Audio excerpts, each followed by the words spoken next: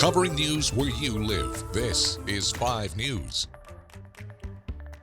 Well, thank you for joining us for the latest news and weather where you live. I'm Joe Ellison. And I'm Tiffany Lee. Our top story this morning, the U.S. House of Representatives took a big step this week to protect college students joining fraternities and sororities. The House unanimously passed the Stop Campus Hazing Act.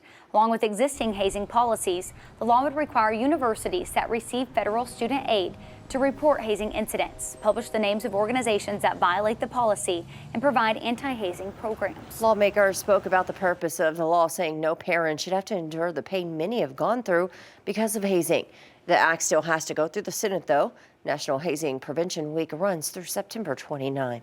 And in Fort Smith, employees at the Dixie plant are negotiating with their parent company, Georgia Pacific. This after they announced that they could be closing a key on-site resource. Right now, there's a credit union inside the plant. This is where employees can do their banking with lower fees, lower loan rates, and higher savings. But Georgia Pacific sent a letter saying that the credit union needed to vacate its current location as they update their safety infrastructure, and external customers will no longer be able to access the building. But the union president for the United Steelworkers Union says that this is a crucial resource for employees and their families.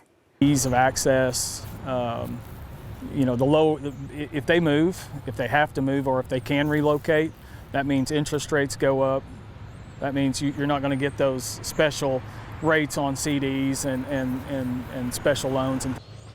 A representative from Georgia Pacific came to the plant to negotiate with the union, which were then passed over to corporate. The Army Corps of Engineers is closely watching a sewage treatment plant in Eureka Springs. They say it's malfunctioning. They believe it's causing more than 10,000 gallons of untreated liquid waste to go into the environment. City of Eureka Springs has issued an emergency declaration and are now collecting samples. In the meantime, they're urging people to avoid swimming in the area.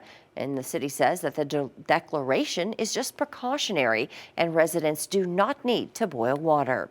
We'll have more news for you coming up in just a minute. But first, let's send it over to Zach with a check of today's forecast. Yeah, it's too cold to do any kind of swimming, I'll tell you that. Temperatures starting out in the 50s and low 60s in our warmest spots the next couple of mornings. We've got upper 70s, low 80s for highs. Northwest Arkansas, dry air in place, so we're not worried about any mugginess.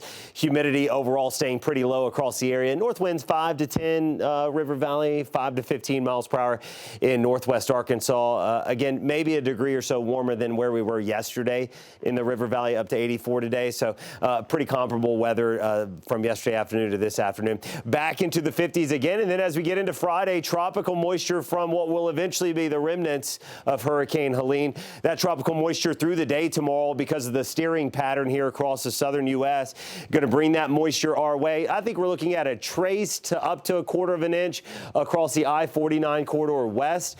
I think across our eastern half of 5 country, anywhere from 1/4 of an inch up to 3/4 of an inch. Bottom line, some scattered light showers and patchy drizzle going to be possible, mainly in western Arkansas. Could get some sprinkles in eastern Oklahoma as we go through the day tomorrow. We'll have our eyes on that forecast for you as you go through the day. All right, thanks for that, Zach. Well, goodbye messages. Ozark and Franklin County residents are reading their local newspaper headlines for the last time. The Spectator, a weekly newspaper in Ozark, just printed its last issue, marking the end of 114 years in publication. Readers and the manager talked to 5 News reporter Jose Carranza about what the paper has meant to them over the years. For 114 years, the Spectator kept everyone up to date on what was happening in Ozark and Franklin County. It's a way of keeping up, except it was a permanent thing.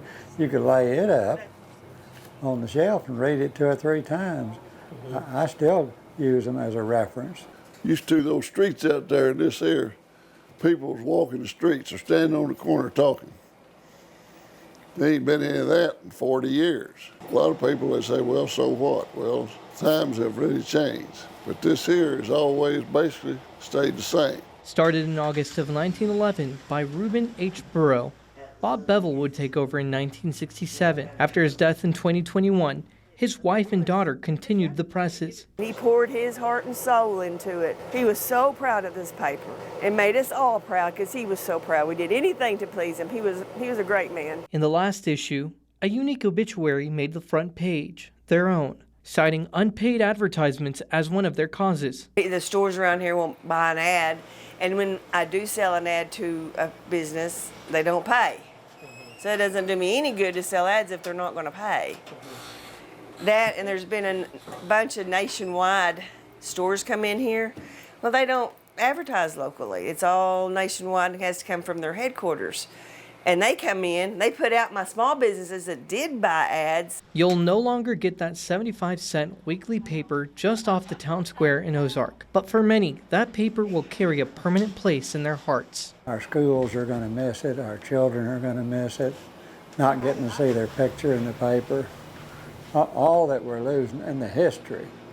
It's just like having a diary from beginning to end.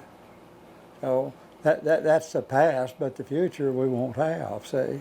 In Ozark, covering news where you live, Jose Carranza, 5 News. Well, thank you for joining us here. Make sure to tune in tomorrow for much more. Have a great day.